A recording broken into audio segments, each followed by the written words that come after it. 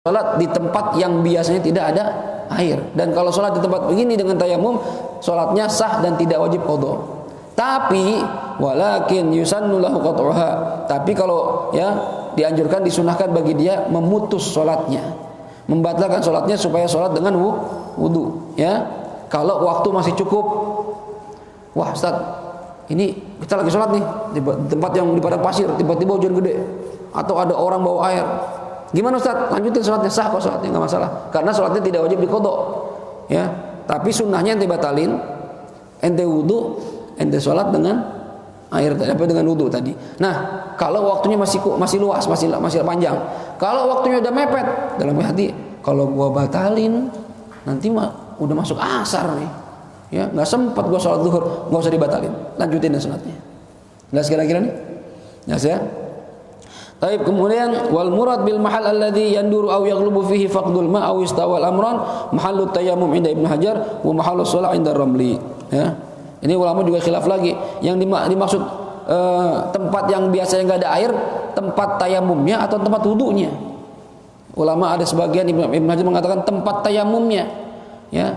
Tempat tayamum biasa ada air apa enggak? Ada. Kayak di sini kita tayamum nih, ya, biasa ada air. Maka kalau kita sholat di tempat yang biasanya ada air, tetap aja nanti sholatnya wajib diulangin lagi kalau ada air. Ya, ada yang berpendapat enggak? Yang dimaksud tempat yang biasanya ada air, tempat sholatnya. Ya, tempat sholat. Artinya ini gimana bedanya? Bedanya gini.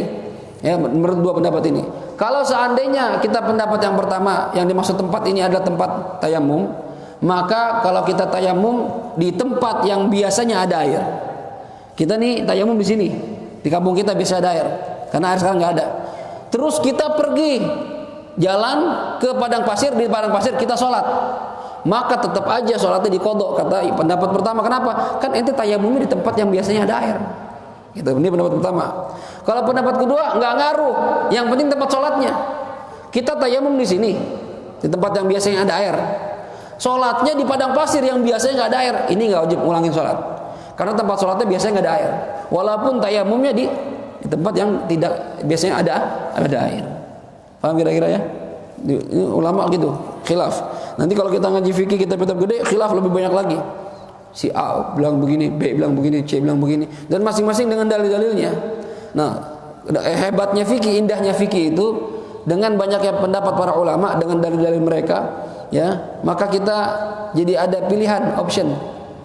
Ya, yang sehingga tidak memberatkan umat, tidak memberatkan umat Nabi Muhammad SAW. Ya, makanya kata Rasulullah kan, ikhtilafu ummati rahmah. Perbedaan pendapat di antara para umatku di sini maksudnya para ulamaku nanti adalah bentuk rahmatnya Allah Subhanahu wa taala. Kalau tidak ada khilaf, repot kita ini. Ya. Imam Syafi'i bilang A, Imam Malik bilang B. Padahal antara murid sama guru sama murid. Dan Imam Hanafi bilang C. Imam Abu Hanifah D. Gimana ini? Imam Ahmad bin Hanbal D. Aduh, bingung jadi kita. Bukan bingung, harusnya kita bersyukur. Itu antar mazhab. Bagaimana kalau seandainya di dalam mazhab sendiri ada perbedaan? Lebih enak lagi. Ya, contoh misalnya. Pendapat yang kuat, mu'tamad, ketika sholat dan ketika sujud itu, kaki itu, jari kaki harus tertekan, nempel ke tempat sholat. Jari kaki. Tapi saya perhatiin kalau saya sholat di belakang itu ada sebagian jamaah, bahkan terkadang ustadz sekalipun, ya, itu kakinya diangkat, atau begini naruh jari-jarinya itu, bukan telapak jari kaki bagian dalam, jari kaki bagian luar gini, ditekuk banget, ya. Ini kalau kita ikut pendapat mazhab Imam Syafi'i yang terkuat, sholatnya nggak sah. Waktu itu saya lagi sholat sunat, ada seorang ustadz, bahkan mungkin disebut kiai. Ya, disebut kiai. Cuma kiai bukan dalam bidang ngaji kitab, kiai dalam bidang ngaji tajwid. Ya, saya perhatiin sholatnya, aduh, ini ustadz kok sholatnya begini. Ya, kalau kita ikut pendapat yang terkuat, nggak sah. Kalau dari muda sholatnya begitu, nggak ada yang sah sholatnya. Ternyata ada pendapat lain, ustadz bagaimana nih, berantakan kalau gini. Ya, kalau gitu gimana? Nah, ada pendapat dalam yang kedua dalam mazhab kita. Yang penting sujud itu jidatnya nempel. Nah, kan enakan ini. Yang penting jidatnya nempel. Nah, kan ini pendapat yang ya agak membahagiakan bagi orang-orang awam. Karena kalau ada orang sholat dari muda, yang nggak ngerti fikih, ya ngaji sama kita udah usia 50 tahun, begitu kita terangin, ya Allah Ustaz, saya dari muda sholatnya begitu Ustaz, saya angkat aja kaki saya. Terus gimana? Wah ente kagak sah. Terus gimana setelah saya qadha? Berapa banyak Ustaz? Dari muda berapa tahun tuh? Wah, besok nggak ngaji lagi. Udah enggak. Mau Ustaz Hafid ribet ngajinya. Saya suruh ulangi qadha sholat 35 tahun. Padahal saya tiap hari sholat. Kan ini repotnya begitu. Tapi dengan ada perbedaan, alhamdulillah. Ya udah Bapak ikut pendapat yang kedua, tapi nanti sholatnya berikutnya yang benar ya. Dirapiin sholatnya, kan enak jadinya. Itu enaknya kita mengerti perbedaan pendapat di antara para ulama kita, biar terbuka wawasan. Nah, fikih itu penting, ya. Ada apa namanya fiqhul mazahib, fikih tentang perbedaan mazhab. Jadi kita enak, berbeda-beda tapi indah, gitu ya. Bukan berarti kita mau pindah-pindah mazhab, enggak. Kita belajar fikih Syafi'i itu kita lihat dulu perbedaan yang ada dalam mazhab kita sendiri. Kalau tidak ada perbedaan dalam mazhab kita, baru nanti kita boleh lihat pendapat mazhab lain ada enggak, ya, dengan kita ikuti kaidah mereka. Contoh misalnya dalam masalah wudu. Wudu kan kalau mazhab kita bersentuhan kulit laki dengan perempuan, ente mau sengaja enggak sengaja, ya, batal enggak? Batal. Bagaimana kalau Anda dalam kondisi dalam mataf, tempat tawaf, atau di mas'a, tempat sa'i, yang orang bejubel begitu? Ya, kalau sekarang mah corona mungkin ada ribet, ada sedikit. Kalau pas lagi normal musim haji, saya waktu haji itu tawaf itu kalau mau di bawah begini jalannya, ngik, penuh banget orang. Kalau di atas agak longgaran dikit, ya. Kalau di bawah tuh, masya Allah. Itu kita nggak tahu, kadang keinjak kaki perempuan, kadang lagi nyengik, kadang kena pipi perempuan. Ya, gimana batal? Nah kalau udah batal, pengen wudu lagi susah banget keluarnya. Ya, udah batal, wudu lagi, masuk lagi, batal lagi, wudu lagi. Waduh, ribet ini. Nggak rapi-rapi tawafnya. Orang udah pada pulang ke hotel, kita masih wudu aja. Ini gimana? Itu boleh. Kita taklid mazhab Imam Hanafi atau Imam Maliki dengan kaidah wudu mereka. Nah, itu enaknya perbedaan pendapat itu seperti itu. Ya, bukan untuk mencari ya yang mudah-mudah saja, bukan. Ya, tapi harus mengikuti kaidah imam mazhab yang kita ikutin. Contoh misalnya tadi dalam bab wudu. Kalau kita ingin ikut pendapat mazhab Imam Hanafi yang mengatakan bersentuhan kulit tidak batal, begitu juga Imam Syafi'i, Imam Maliki mengatakan tidak batal. Yang dimaksud bersentuhan kulit kalau berhubungan badan, kata Imam Malik. Berhubungan seks baru batal. Kalau pegang doang kagak. Jadi kalau di mazhab mereka itu kita laki-laki nih habis wudu di rumah terus mau ke masjid, cium tangan istri kita sama kita. Batal enggak? Enggak batal. Mazhab kita batal enggak? Batal. Nah, ini gimana? Saya pengen wudu, ikut mazhab Hanafi, ikut mazhab Maliki, ikutin cara wudu mereka. Ya, ikutin cara wudu mereka. Kalau sudah ikutin cara wudu mereka, baru ikutin batalnya wudu di mazhab mereka. Jangan cuma talfik, campur aduk, yang cari yang enak-enak doang. Wudunya ikut mazhab Syafi'i, batalnya ikut mazhab Hanafi atau Maliki. Ini namanya talfik, mencampur aduk. Contohnya gimana? Contoh misalnya di mazhab Maliki, ya kalau membasuh kepala itu harus seluruhnya.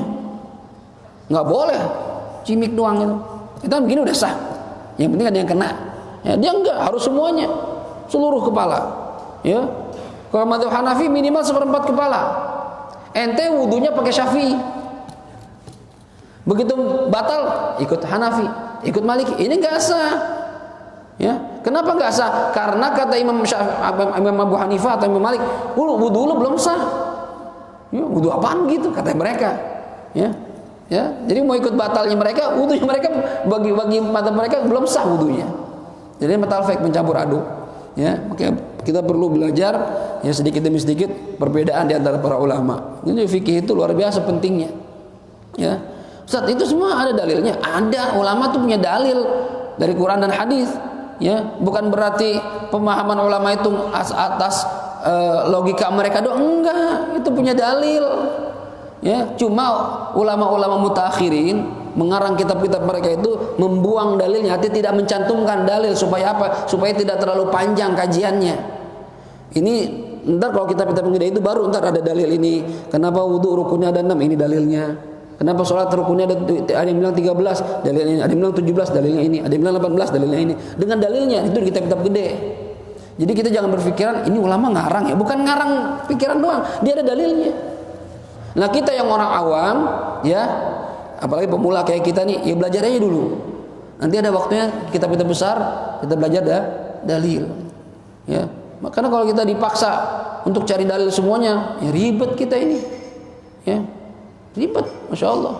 Ya, kadang orang udah kita nggak usah ngaji fikih, langsung ke Quran aja bisa. Kata siapa? Ya, langsung ke Quran. Ya, emang ulama nelorin hukum begini memfatwakan nggak pakai Quran, nggak pakai hadis. Mereka lebih alim dari kita, ya, lebih banyak khazanah ilmunya, ngerti tafsir, ngerti ya ulumul Quran, ngerti ulumul hadis. Kita mau timbang tahu ngerti terjemahan doang, ya, mau nentuin hukum. Gimana ini? Orang awam nggak bisa, ya. Orang-orang yang tertentu saja yang bisa memfatwakan sesuatu, ya, dengan dasar ilmu mereka yang mumpuni. Ya, Imam Abdurrahman bin Abu Bakar As-Suyuti luar biasa ilmunya, segala fan ilmu dia kuasai, segala jenis ilmu dia kuasai. Ya, terus ingin membuka madhab sendiri, madhab As-Suyuti gitu. Ya, ditolak sama ulama zaman beliau. Ente bikin madhab, ya, ada apanya ente sama Syafi'i, ya, dibandingin gak ada apa-apanya. Sama Imam Syafi'i dibandingin ada apa-apanya. Itu Imam Suyuti yang alim luar biasa, pengen bikin fatwa sendiri, madhab sendiri, nggak diterima, ditolak. Lah kita pengen mahamin Quran sendirian gitu tanpa ada dasar ulama. Nah, siapa kita ini? Ya, ditanya sorof aja bingung. Coba fa'ala yaf'ulu fa'alan. Nasoro, apa tuh Ustaz Nasoro? Nasoro yang kayak gitu-gitu nggak bisa memahami Al-Quran sendirian. Ya, akhirnya fatwa entar pemahamannya salah. Nggak bisa, harus lewat ulama, jalurnya ada. Para sahabat tuh ngaji sama Rasulullah, bukan ngarang sendiri menafsirkan, ngaji dulu sama Rasulullah. Tabi'in ngaji sama para sahabat, begitu ada jalurnya. Walaupun Al-Quran itu hidayah buat semua orang, cuma nggak semua orang bisa memahami detailnya pemahaman Al-Quran, nggak semuanya. Paham kira-kira nih? Ya, jadi ngaji fikih penting ini fikih. Ya, nah ini ya. Jadi kalau ada orang, kembali lagi ada orang ragu akan adanya air, ya, kalau dia tayamumnya karena nggak ada air, maka tayamumnya batal dengan perincian tadi. Ya. Kemudian juga yang termasuk dalam perkara yang membatalkan tayamum, al-qudrah ala tsamanil ma' bila mani'in. Ya, mampu membayar harganya air dan tanpa ada penghalang seperti punya utang. Ente pengen wudu nggak ada air nih, ya, cari-cari air kering semua. Tiba-tiba di sebelah sana ada yang jual air. Mas, air banyak. Iya, bagi dong saya mau wudu, bayarlah. Lagi jarang begini minta, mana nggak ada yang gratis mas. Ya kencing aja 2.000. Ya kan, kalau di toilet kencing 2.000, ente kasih 5.000 nggak ada kembalian, suruh kencing lagi mas, nggak ada kembaliannya. Ya. Wah, tau gitu saya berak aja dah 5.000, ya, sudah balik sama dia. Ya. Akhirnya berapa harga air ini? Kalau saya butuh berapa? Saya butuh seember dah, biar kecil dah. Ya udah segini 50.000, dan kita punya duit. Ya, dan memang harga air segitu. Dalam kondisi sedang ya kekeringan, mahal. Masa 5.000? Iya, kalau lagi banyak air nggak ada nilainya. Cuma sekarang lagi nggak ada air. Ya, 50.000. Ya, gimana nih? Ente punya duit, bayar, beli. Ya, jangan tanya mau kenapa? Oh, saya tanya mau aja dah. Kenapa? Nggak ada air, nggak ada. Itu ada air. Itu saya bayar, bayar. Pengen ibadah, haji bayar puluhan juta. Untuk bayar kalau punya duit. Dan atau Ustaz, saya sih punya duit Ustaz, tapi saya harus bayar utang sama Komar. Oh, berarti mana yang duluin? Bayar utang duluan. Komar, duit saya bayarnya. Terus saya wudu gimana? Tayamum. Paham kira-kira nih? Ya. Baik. Kemudian atau hilangnya pencegah atau penyebab yang membolehkan kita tayamum. Misalnya kita tayamum ini, ya, karena sakit misalnya, ya, kita misalnya tayamum karena sakit, ya, begitu pengen tayamum atau ketika sudah tayamum, ya, tiba-tiba rasa sakit kita hilang, ya, misalnya doang nih ada penyakit yang tiba-tiba tadinya pengen air nggak boleh, tiba-tiba saat itu begitu udah tayamum segala macam, ya, begitu buka luka kita, ternyata udah kering, dipegang nggak apa-apa ini. Oh, ini kan air nggak apa-apa, maka tayamumnya batal, harus wudu. Ini kalau seandainya terjadi, kalau enggak ya enggak. Paham ya? Kalau sakitnya panjang. Misalnya gini Ustaz, karena ada orang yang hidupnya di tempat tidur, kursi roda. Iya. Kalau dibilang air sih ada air, tapi kan nggak bisa mampuan. Nah itu gimana? Nah, berarti orang sakit ya. orang yang sedang sakit ini tetap wajib sholat, walaupun dalam kondisi di tempat tidur doang. Nah, Ustaz, gimana sholatnya? Kalau memang ada yang bisa membantu dia untuk wudu, maka wajib dia cari pembantu untuk wudu. Kalau memang ada, misalnya keluarganya bisa bantu wuduin, misalnya doang nih, ya dikit-dikit digerakin air gini, nggak usah diguyur, yang penting kan air ngalir, pegang gini, ya ambil air kayak gini. Kalau ada yang bisa, kalau seandainya nggak ada yang bisa, Ustaz, ya, atau ada orang tapi perempuan dan bukan mahram, ya kalau bukan mahram, ambil mau wuduin begitu pegang batal lagi, nggak mungkin, ya, maka dia silahkan bertayamum, ya. Kalau pakai sarung tangan nggak apa-apa, Tat? Apa? Atau pakai sarung tangan boleh? Jadi maksudnya begini, ada orang itu maksudnya keluarganya atau gimana? Siapapun, mau keluarganya, mau orang lain, hatta seandainya ada orang lain dan harus dibayar dan dia punya kemampuan, wajib bayar. Misalnya saya nggak bisa bangun, saya di kursi roda, ya, saya pengen sholat nih, pengen wudu kan saya nggak bisa jalan sendiri, harus saya yang dibantuin. Sedangkan yang bantuin itu keluarga kagak ada orang lain. Den, tolong Den, gue mau wudu, kata Denny. Ya bos, gue tolong nyoba bayar, Fit, capek yang gendong lu, ya, megangin lu capek gue tiap hari. Berapa Den? Gaji gue sebulan 2 juta dah untuk nolongin lu, wajib bayar kalau saya mampu, karena saya punya duit. Cuma ya Den, kalau bayar gue punya duit Den, ya udah, mau juga malas nolongin. Itu gimana? Tayamum, karena nggak mampu. Jadi minta bantuan itu bisa berhukum wajib, bisa berhukum makruh kalau kita mampu nih. Saya sehat nih, ya, tentang ustadz, tentang kiai, ada santri, Andri, wuduin gua, malas gua jalan, minta wuduin, siramin, kata santrinya mah iya aja, iya, ya, itu gimana makruh, lah ente bisa sendiri, ya, tapi kalau ente nggak mampu lain cerita, wajib minta bantuan kalau mampu, ya, walaupun dengan cara membayar. Jadi maksudnya kemampuan itu kan ada dua belah pihak, Ustaz. Kemampuan dari yang bersangkutan dan kemampuan dari pihak keluarga. Ya.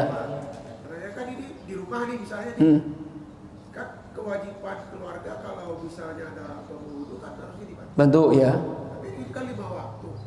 Nah ini gimana? Itu dia. Kewajiban dari keluarganya ini. Keluarganya ini, ya, lihat kondisi ayahnya misalnya udah tua, ya. Kalau memang misalnya anaknya ada berapa orang, dibagi tugas, ntar lu zuhur asar ya, kalau maghrib bisa subuh ntar siapa, misalnya gitu, ya. Atau misalnya, wah saya udah bisa semuanya nih, nggak bisa nih kita standby di sini, ya cari orang yang bisa ngebantu. Artinya yang namanya wudu lebih diutamakan dari. Oh iya, wudu lebih utama dibandingkan tayamum, karena wudu itu pengganti kalau tidak bisa wudu. Selama masih bisa wudu, wajib wudu. Cuma Islam nggak memberatkan ya, selama masih bisa.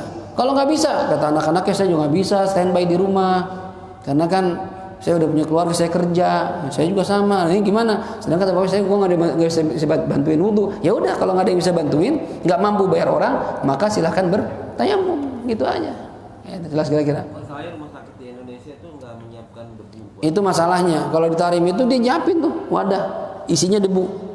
Di Tarim itu rumah sakit Tarim tuh ada debunya, walaupun nggak pakai wadah juga banyak debunya di mana-mana, padang pasir ya. Jadi media itu gimana, Ustaz? Kalau misalnya ada majalah aja tapi udah sering dipakai itu kan nggak ada. Habis wudunya debunya. Nah, kalau mazhab kita ini kan ketat ya. Wudu harus debu itu harus ya debu kelihatan debu nempel ya. Cuma kalau di mazhab yang lain ada yang mengatakan ambilnya dan mazhab itu sama sebenarnya ya. Itu debu itu ambil di mana aja boleh, mau di tembok, mau di bantal, hatta di muka orang mukanya berdebu. Kotor amat, pinjam ngapain, mau tayamum boleh ya. Bukan dari muka dia ya. Tapi masalahnya kalau di rumah sakit kan bersih ya. Di rumah sakit tidak ada debu, steril Ustaz, apalagi ICU. Ini gimana? Kita mau tayamum wudu kagak bisa, tayamum nggak bisa. Nah, kalau kondisi begini, maka Anda silahkan sholat biduni tayamum, biduni wudu, wa biduni tayamum. Nggak perlu wudu, nggak perlu tayamum, karena airnya ada tapi nggak bisa ngambil, debu kagak ada. Maka sholat tanpa wudu, tanpa tayamum. Namanya sholat lihurmatil waqti, sholat untuk menghormati waktu saja. Ya, tapi nanti kalau sudah sembuh, ya, Anda wajib mengqadha semua sholat yang Anda kerjakan tanpa wudu dan tanpa tayamum. Berapa banyak Ustaz? Sebanyak sholat yang ditinggalin. Sebanyak sholat yang dikerjakan dengan itu. Lah, kalau gitu mendingan gak usah sholat sekalian. Nantinya kalau udah sehat, kan qadha juga, ya kan? Sama aja Ustaz. Nah, ini faedahnya kata para ulama, kita nggak tahu umur. Ya, kalau Anda ninggalin sholat, pikiran ntar kalau sembuh saya qadha, ya kan? Tiba-tiba lagi sakit meninggal dunia, maka Anda tertulis sebagai orang yang sengaja ninggalin sholat. Atau dalam istilah fikihnya tarikus sholat, termasuk dosa besar. Dan satu ninggalin sholat saja kata Rasulullah, sengaja tanpa uzur, namanya tertulis di pintu neraka dan harus masuk neraka dulu. Naudzubillah. Jadi itu sholat. Kayak misalnya kita di pesawat, yang pergi haji kan 9 jam pesawat, ya. Mau wudu udah batal, wudu kita udah batal, ya. Mau wudu di kamar mandi, toilet gak boleh, bisa membahayakan pesawat, instalasinya. Mau tayamum bersih, nggak ada debu sama sekali, gimana? Sholat aja udah, dihormati waktu. Nanti begitu sampai tempat tujuan, qadha sholatnya. Dan qadhanya tidak harus segera, tapi kapan saja kita sempat sebelum kita meninggal dunia. Kapan aja bisa, itu. Jelas kira-kira nih. Jadi Islam itu sebenarnya nggak berat. Lalu nanya lagi bisa Ya. terkait penjelasan sebelumnya. Tadi mengenai salah morgana tadi. Oh di situ ada air, Ya. kan dikuasakan. Tapi sampai sama tetap Nggak ada air. Iya. Artinya tadi kan waktu kita mengatakan air berarti kan batal ya. Lah air mana kan ada guna air? Iya. Terus kita kodok lagi atau gimana? Gini, ini kan masalah gini, ya. Termasuk perkara yang membatalkan tayamum kalau kita menyangka adanya air. Ini dalam masalah kalau kita tayamum gara-gara nggak ada air. Beda kalau kita tayamum gara-gara penyakit. Lu ngapa nggak wudu? Nggak boleh, saya punya penyakit. Nah, itu namanya tayamum karena sakit. Ini enggak. Tadi dia tayamum karena nggak ada air. Dulu cari-cari air nggak ada. Termasuk para ulama yang membatalkan tayamum ada sangkaan bahwasannya air itu ada. Ini yang bikin batal. Walaupun ternyata nggak ada, sangkaannya itu membatalkan tayamum. Karena syaratnya tayamum itu, syarat sahnya dari awal kita pelajari dulu sebelumnya itu, ya harus yakin tidak ada air. Yakin nggak ada air. Nah, kan kita udah tayamum nih, udah yakin nggak ada air. Tiba-tiba ada sangkaan lagi yang menghilangkan keyakinan kita. Itu yang bikin batal. Jadi kita sholat waktu, Wudu lagi, tayamum lagi. Tayamum walaupun belum sholat tuh. Ya kan saya belum sholat Ustaz. Ya tayamum lagi, ulang lagi. Gitu. Jelas ya? terus bisa terkait dengan 4 hal yang membatalkan tayamum. Itu tadi ya. Ya. Satu, waktu keadaan tidak sadar. Ya kan tadi? Oh, ya apa penyebab hadas kecil? Iya. Ya. Nah, kita banyak nih lagi Jumatan pada tidur. Baik. Agak sadar tuh. Nah, itu gimana tuh satu? Terus pada saat menyentuh kemaluan. Ya. Nah, kebanyakan kita terutama nih yang hari Jumatan nih. Pada saat mandi, lagi telanjang itu wudu. Ya. Ya kan? Pas adukan tenggol. Ya. Terus karena kita udah merasa wudu, Udah langsung. aja udah. Ya, baik. Ya, tuh. Terus 2, 3 masalah kentut. Ya. Nah, ini kentut ini penjelasannya gimana ya? Dibersihin enggak, keluar iya. Kalau keluar mandi jelas dibersihin. Hadas kecil, hadas besar jelas dibersihin. Ya. Kentut cuma bunyi diem aja, tapi kita tetap wudu. Ya. Waktu kita wudu juga nggak dibersihin juga enggak. Ya. Nah, ini penjelasannya gimana gitu? Baik. Gitu. Assalamualaikum warahmatullahi Oh, yang pertama tadi, kalau kita tidak sadar, ya ingat nih, 4 perkara penyebab hadas kecil. Zawalul aqli, hilangnya akal, binaumin au ghairihi, dengan sebab tidur atau selain tidur. Mau tidur, mau pingsan, mau mabuk, mau ayan, pokoknya hilang akal, maka ini membatalkan wudu. Ya, tapi ada pengecualian tadi di kitab di fikih. Illa nauma qa'idin mumakkinin maq'adahu minal ard, kecuali tidurnya orang yang duduk, yang pantatnya menempel dengan tempat duduknya. Nah, kayak kita nih Jumatan ya tadi tuh, khotibnya kagak seru kita dengerin, atau kita capek banget, ngantuklah kita tidur, bangun-bangun, Allahu Akbar, oh mat, batal apa enggak? Nggak batal. Bahkan nanti tidur hilang akal, iya, tapi tidurnya dalam posisi duduk dan bangunnya pun dalam posisi duduk. Itu syaratnya. Syarat supaya nggak batal, pertama tidurnya dimulai dengan posisi duduk. Kalau ente pertamanya rebahan, bangun-bangun duduk, itu batal. Karena nggak mulai dengan duduk. Ini yang pertama, memulai tidur dalam posisi duduk.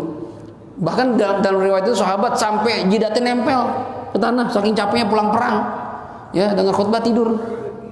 Iya, sampai begitu, sampai segitunya, saking ngantuknya. Begitu nak qomat langsung sholat, nggak apa-apa, Nabi biarin. Ya. Yang kedua, bangunnya pun dalam kondisi duduk. Kalau Anda tidurnya mah begini, pas bangun udah rebahan, batal.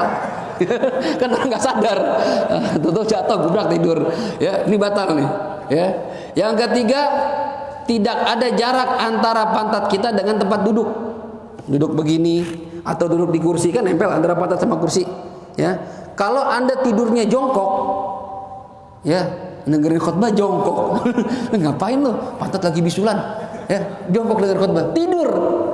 Maka begitu sadar batal. Karena antara pantat sama tempat duduk ada jarak. Walaupun dikit doang jaraknya. Yang keempat, syaratnya itu mu'tadilal khilqah. Yang tidur itu badannya itu normal, nggak kurus banget, nggak ada dagingnya kayak orang-orang Ethiopia yang kelaparan, ya, atau nggak gemuk banget, super dumbo gitu. Ya. Itu kenapa kata para ulama? Soalnya kalau kurus banget, ya, anusnya itu nggak ada dagingnya, jadi nggak ada yang menutupi lubang anus. Pantatnya nggak ada dagingnya nih, saking kurusnya tulang doang. Jadi kalau duduk itu anus kebuka, ya, saking nggak ada dagingnya. Tapi kalau gemuk banget juga kebuka banget, saking gedenya. Nah, itu bisa bikin anus terbuka. Itu penyebabnya nanti bisa keluarnya sesuatu.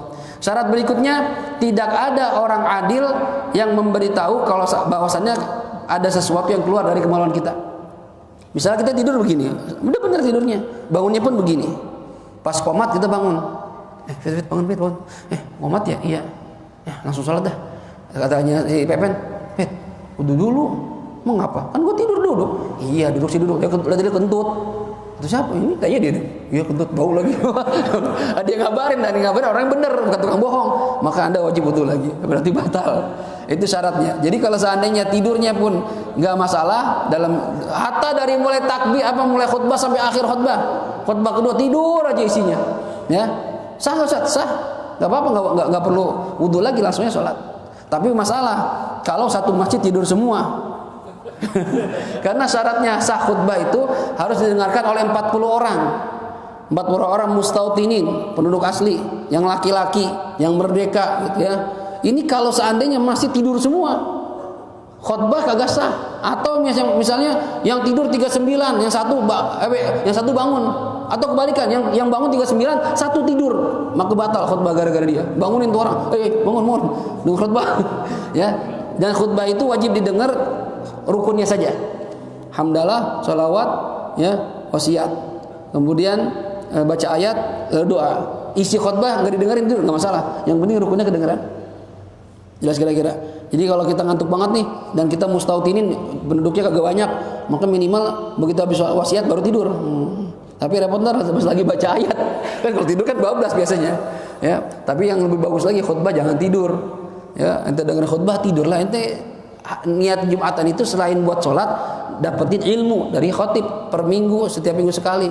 Ini udah pengajian gak pernah datang, mondok kagak pernah, lagi khutbah tidur, mau ngerti apa ada urusan agama? Ya, seminggu sekali tidur ya. Ngaji harian kagak pernah, seminggu sekali tidur. Jumatan jarang atau tidur. Ntar khutbah Id tidur lagi. Ya elah, nanti punya ilmu apa dalam urusan agama? Ya itu kan waktu kita untuk mencari ilmu. Yang pertama, ya jelas kira-kira ya. Nah, kalau tidurnya duduk dengan memenuhi syarat nggak batal. Yang kedua Ustaz, tadi saya mandi Jumatan nih, habis mandi saya wudu dalam kondisi telanjang. Habis wudu saya pakai kain sarung atau pakai anduk, nggak sengaja menyentuh kemaluan saya, batal nggak Ustaz? Lihat, yang dikatakan menyentuh kemaluan dengan telapak tangan bagian dalam. Mana itu bagian dalam? Nih, kalau kita tempelin yang nggak kelihatan namanya bagian dalam. Kalau jempol begini nempelnya, berarti ini bagian luar semua, bagian luar. Ya, ini bagian luar semua nih. Ini bagian dalam.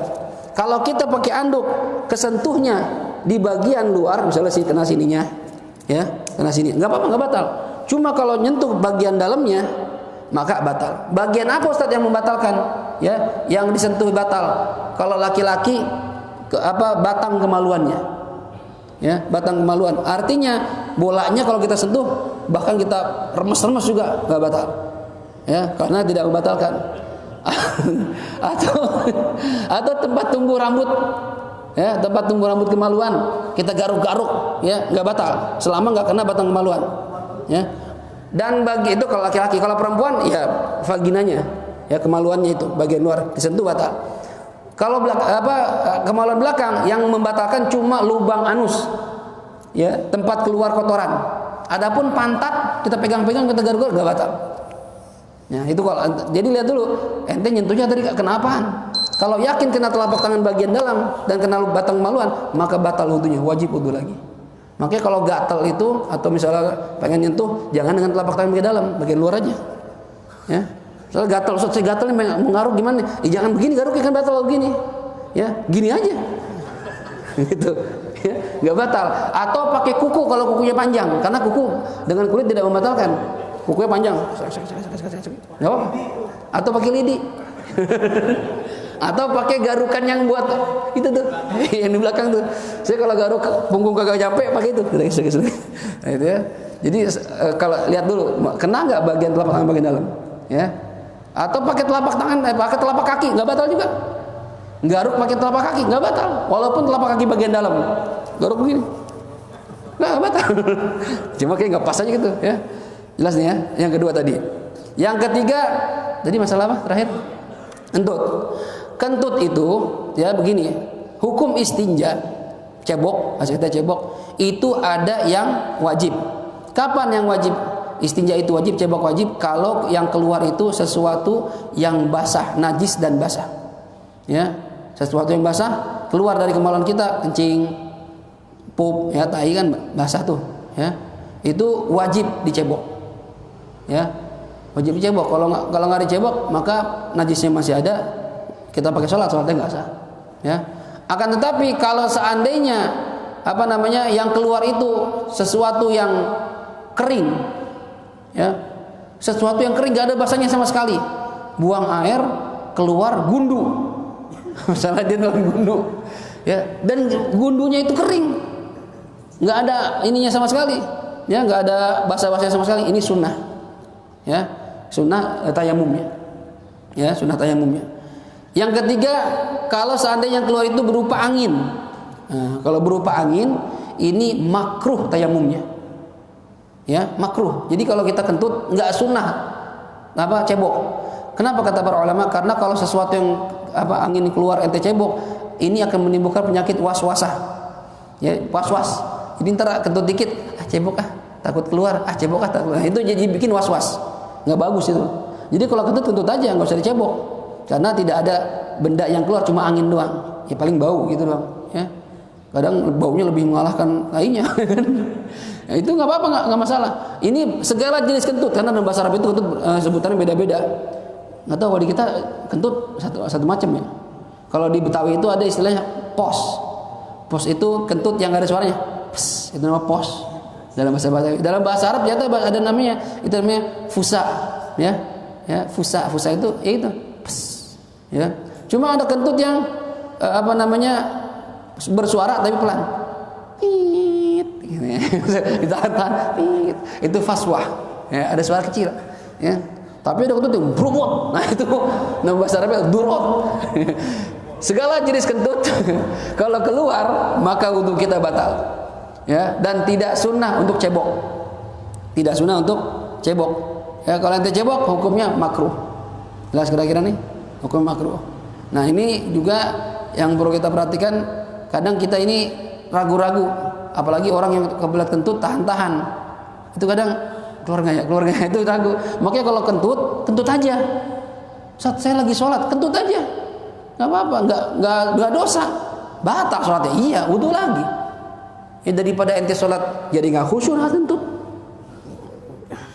nahan gini sholat. Yang sebelahnya ngapain orang goyang-goyang, nah kentut aja, ya. Tapi Ustaz ntar bau, ya itu mah resiko, ya kan, nggak masalah. Dan itu saya pernah baca artikel di WA, tahu bener atau enggak, bau kentut itu ternyata bermanfaat buat kesehatan tubuh kita. Jadi kalau ada kentut bau, jangan tutup hidung, sedot. Aromaterapi, anggap aja aromaterapi. Luar biasa, Allah ciptakan semua ada manfaatnya. Ya, bener-bener ini. Ya. Ente kalau punya hadas jangan ditahan, bahkan nahan kentut, nahan kencing, nahan buang air itu jadi penyakit. kentut aja. Ya, Ustaz berkencing, kencing aja udah batalin salatnya. Daripada ente ngompol ntar, ya. Paling berat apalagi nahan buang air besar. Saya pernah ngalamin itu sampai keluar keringat dingin. Karena nggak enak sama gurunya cewek cakep. Saya mau izin nggak enak. Saya tahan-tahan, keringat dingin kata guru saya. Sakit Fit? Enggak Bu, saya izin ke toilet. Keringetan saya. Sakit luar biasa. Udah bahkan bisa jadi nanti jadi penyakit. Saya pernah kena penyakit batu ginjal, kata dokter penyebabnya sering nahan kencing. Ya, sering nahan nggak? Iya, misalnya lagi acara, lagi tahlilan, lagi ngajar, kebelet nahan kan nggak enak lagi ngajar. Ntar ya kencing dulu ya kan nggak enak. Ya, kita tahan-tahan. Makanya sebelum kegiatan mendingan buang hajat dulu. Dalam sholat pun begitu. Sebelum masuk sholat, tuntaskan keinginan hajat kita sehingga sholatnya bisa khusyuk. Yang pengen kencing dulu, yang pengen buang air besar dulu, yang pengen makan dulu. Itu pengen sholat Nabi ajar begitu. Yang pengen makan udah siap, makan dulu.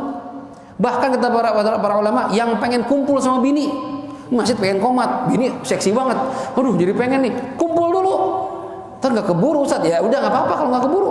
Ya, kalau atau mainnya cepet, set, ya mandi, langsung ke masjid. Kalau masih keburu, kalau enggak ya udah. Daripada sholat mikirin begituan, aduh bini gua cakep banget ini, aduh, ya orang yang suruh konsen dalam ibadah, nanti malah mikirin begitu. Ya, nah ini dari apa kentut tadi. Kenapa kok dia tidak sunnah dicebok? Karena memang kata para ulama makruh. Kalau kita sering cebok habis kentut, ini bisa menimbulkan penyakit was-was.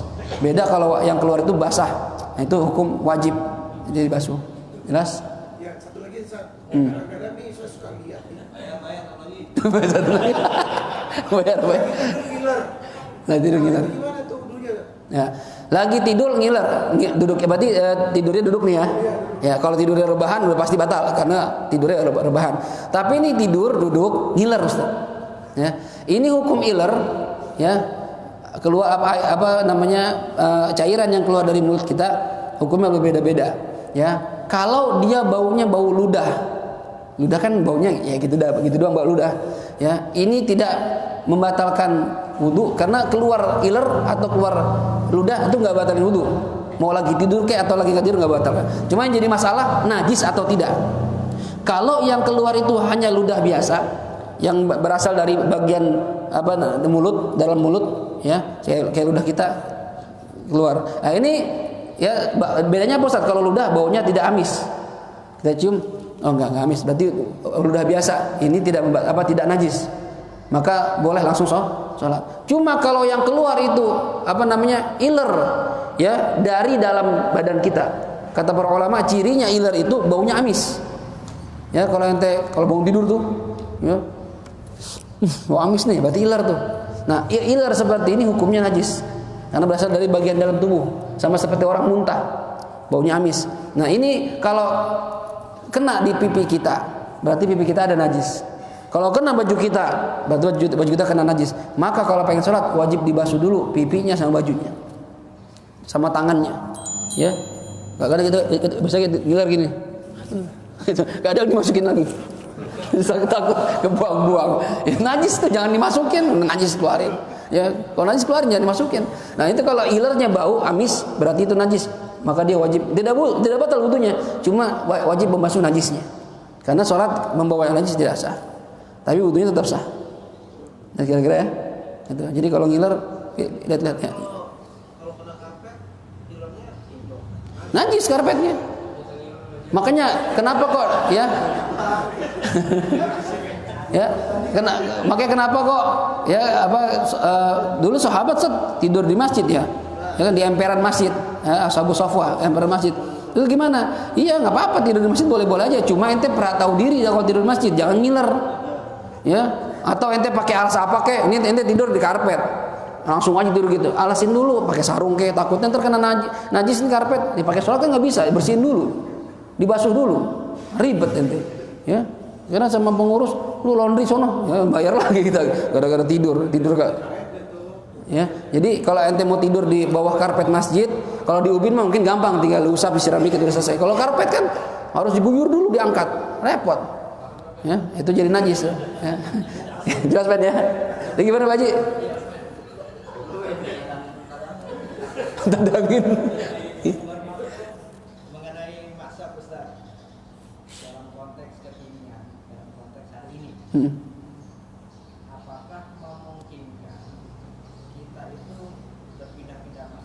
Baik. Ini secara tidak kita sadari keseharian kita nih, ini kita pindah-pindah mazhab. Iya. Contoh misalkan ini, kita tinggal di Gandul, tempat kerja kita di Sudirman. Dari Gandul kita naik angkot sampai Pasar Pondok. Kita naik dulu sampai Pondok baru bayar. Mazhab Imam Malik kita pakai. Dari Pondok kita naik Trans. Bayar dulu. Turun di Blok M. Bayar dulu. Imam Syafi'i kita pakai. Dari situ naik kereta. Bayar. Nggak bayar. Mantap Imam Ridho. Imam Malik lagi. Iya. Kita makan siang. Siang kita makan di McD. Kita bayar dulu. Imam Syafi'i lagi. Imam Syafi'i. Iya. Sore kita masuk rumah makan Padang. Imam Malik lagi. Iya. Keseharian kita udah pindah-pindah nih. Apakah kita satu masa aja? Iya. Kita boleh pindah-pindah. Baik, begini. Jadi tamadhub itu ya wajib bermadhab itu dalam pendapat Ahlussunnah wal Jamaah, mayoritas ulama mengatakan wajib bermadhab. Jadi nggak boleh ente lu pakai madhab siapa? Bodo amat dah. Ya, madhab gua sendiri. Ya. Ada yang sampai mengatakan madhab gua Quran sama hadis. Madhab gua Quran sama sunnah. Ya, itu orang ngomong begitu kata ulama Ahlussunnah wal Jamaah nggak benar itu. Ya, emang ente pikir Imam Syafi'i nggak pakai dalil? Ya, emang Imam Malik nggak pakai dalil? Nggak ngerti Quran dan hadis? Apa anda lebih ngerti Quran dan hadis dibanding Imam Syafi'i? Dibanding Imam Malik? Jadi lebih aman ikuti pendapat ulama yang sudah teruji keilmuan dan diakui oleh ulama dunia dibanding ente yang kagak ada apa-apanya. Kira-kira nih. Yang pertama, jadi bermadzhab itu Ahlussunnah wal Jamaah mengatakan wajib. Cuma tidak fanatik. Arti fanatik bodo amat pokoknya harus Syafi'i, nggak bisa yang lain, enggak. Itu mazhab itu boleh Anda ikuti imam siapa saja boleh. Ya, ikuti imam siapa saja boleh tapi sesuai dengan kaidah mereka. Ya, jadi gini. Kayak tadi itu masalah wudu misalnya saya terangkan tadi. Kalau ingin pindah batalnya Imam Malik, batal wudunya, maka cara wudunya pun ikuti pendapat Imam Malik. Ya, dan kita boleh nih dalam keseharian kita kalau kita ngerti menguasai semua 4 mazhab ini, Syafi'i, Maliki, Hambali, Hanafi, kita paham semuanya, alim kita. Hari ini saya mau jadi Syafi'i. Cara wudunya segala macam, cara ibadahnya. Besok saya mau ikut Maliki. Boleh nggak? Boleh, selama mengikuti kaidah mereka. Itu kalau orang alim. Sedangkan kita orang awam bagaimana? Nah ini beda. Ada ulama mengatakan ya la madhhaba lil awam. Al awam la madhhabalah. Al awam la madhhabalah. Orang awam enggak ada madhabnya. Ya, kenapa kagak ngerti dia Syafi'i, Malik kagak ngerti dah. Ya pokoknya sebegini aja. Ini maksudnya gimana? Apakah enggak perlu bermadhab? Enggak, tetap bermadhab. Akan tetapi kondisi dia bisa nanti dimasukkan ke madhab salah seorang ulama, salah seorang imam. Kayak tadi tuh, ya. Dalam kita madhab Syafi'i masalah muamalah ketat.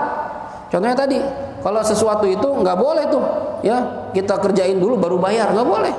Apalagi maaf kadang kita nggak tahu berapanya. Di Padang kan kita nggak tanya, emang atau kalau kan jarang ya, saya kikil sama ini berapa kan jarang. Yang ada pesan dulu, pas bayar, kok mahal kan bisa aja. Dan itu pernah kejadian. Saya sama bapak waktu sama saudara-saudara habis pulang lebaran dari Umar makan di Padang. Masakan Padang. Pesan, tahu sekian. Mahal amat ini. Apakah dia salah? Dia nggak salah. Siapa yang salah? Kita nggak pernah nanya. Nanya kan kalau kita gengsi Ustaz, masa mau makannya nanya. Jangan gengsi. Kalau mazhab Syafi'i harus ngerti dulu berapa harganya. Karena transaksi muamalah jual beli yang nggak tahu harganya nggak sah dalam mazhab kita. Ya. Kita bayar di warteg, tak makan. Tahu tadi makannya apa ya Mas? Ini. Wah, kok mahal Mbak? Itu kan kita jadi dirugikan. Ya. Nah, itu jadi mazhab Syafi'i lebih ketat. Cuma kalau kita ikut mazhab Syafi'i ribet. Ya. Anda ke Alfa nih.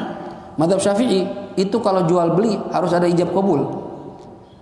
Jadi harus bilang, Mbak, saya mau beli Indomie.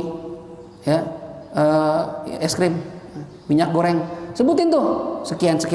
Kan nggak ada kita ijab kabul.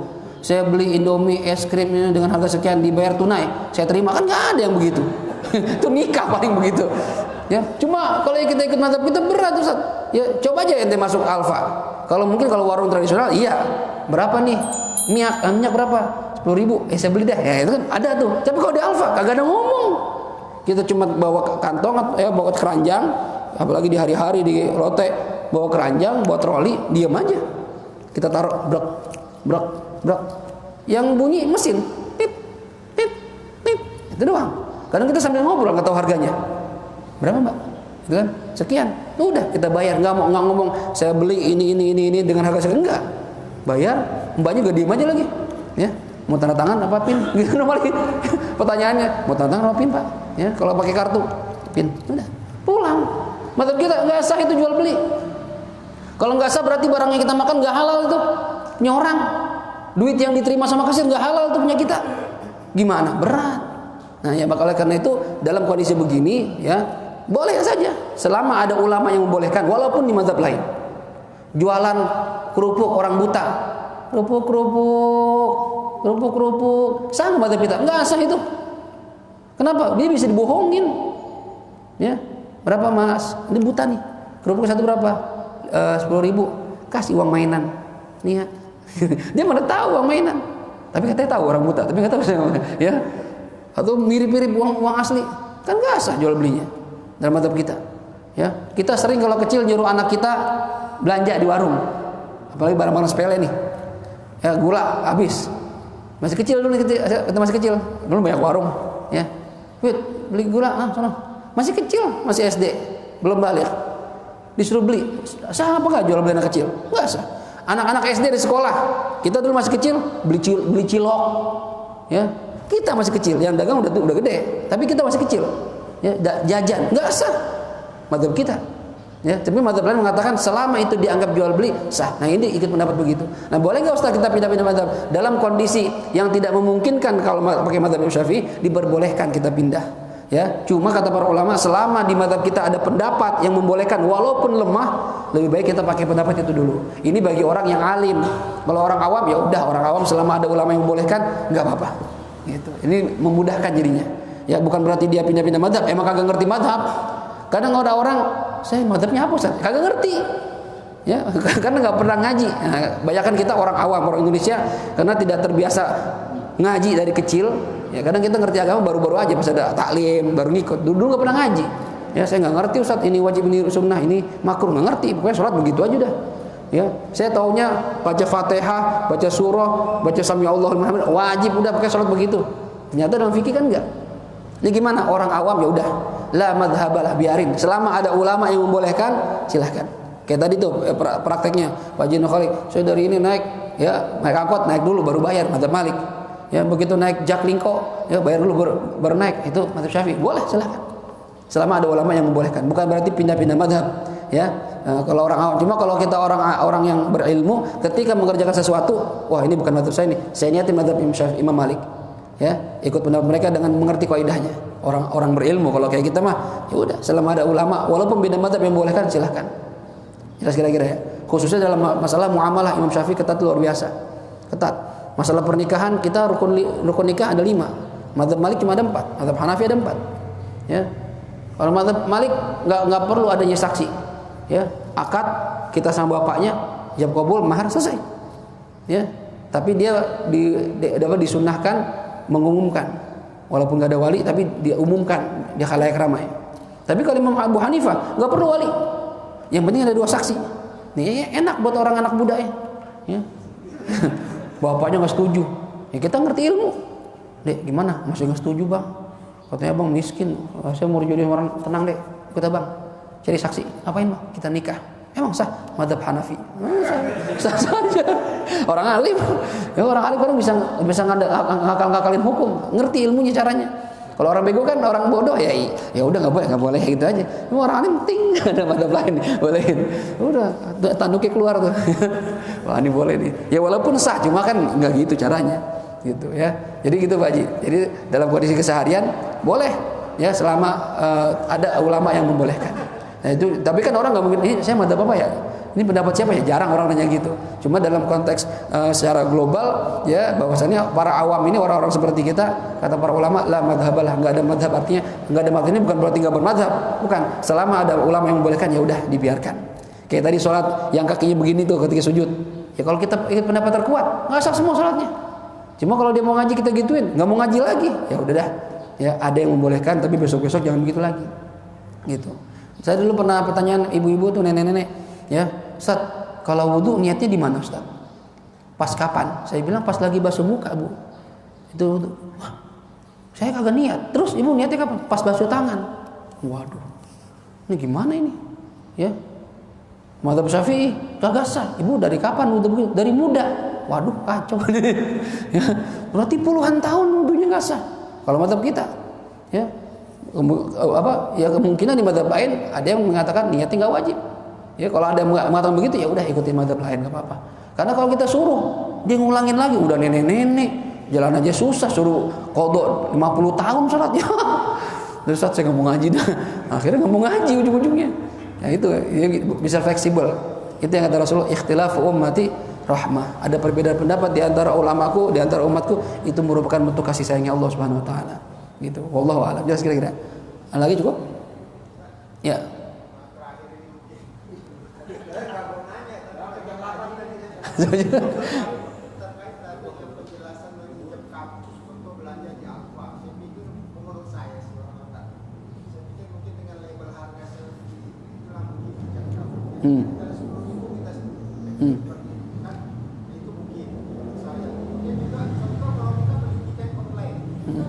Iya, iya benar.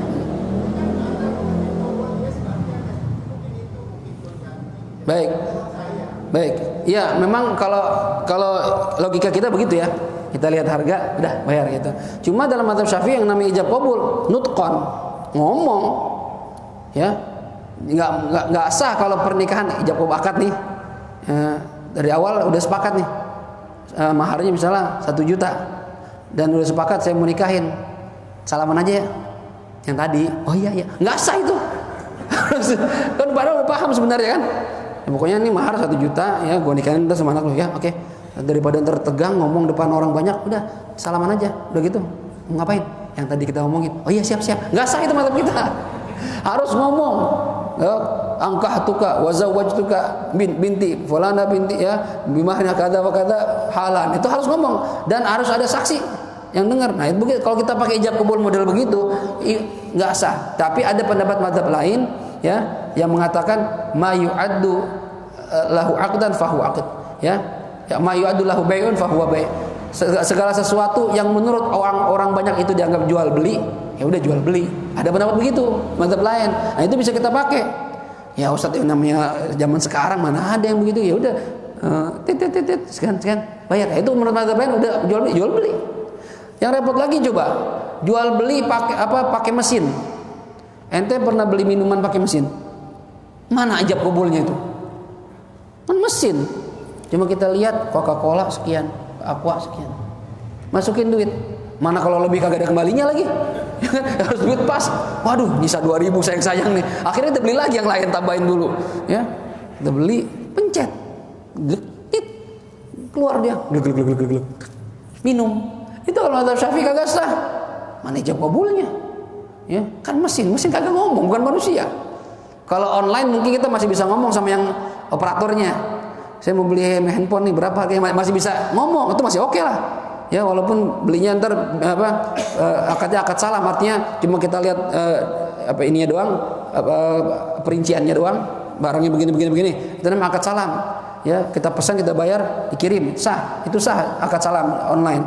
Cuma kalau kayak ATM, ya kalau kayak mesin yang minuman otomatis, gimana dalam mazhab kita? Mazhab kita nggak sah.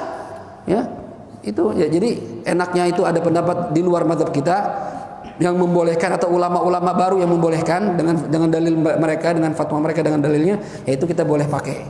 Ya, karena kalau nggak begitu ribet kehidupan kita ini. Ya, repot banget. Ya, mau waro-waro banget ya susah juga kita.